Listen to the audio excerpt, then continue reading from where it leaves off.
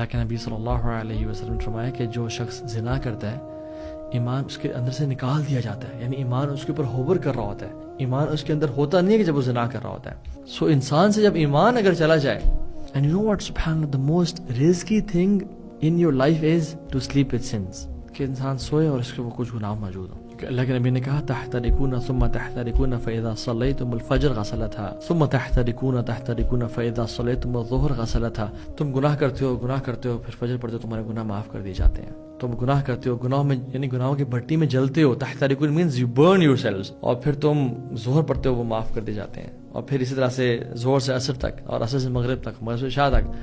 اس کے بعد اللہ کے نبی نے کہا صلی اللہ علیہ وسلم کہ ثم تنامون، پھر تم سو جاتے ہو.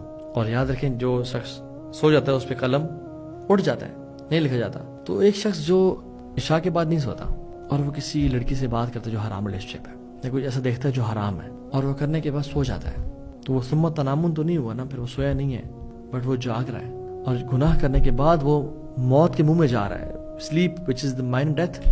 امیجن اگر اس حالت میں وہ مر گیا، ورسٹ رسک جو انسان لے سکتا ہے اپنے ساتھ. سو جو اچھی اینڈنگ ہے نا وہ اسی کو ملتی ہے جو اپنی لائف اچھی گزارتے ہیں، جو نیک زندگی گزارتے ہیں ان کو نیک موت ملتی ہے.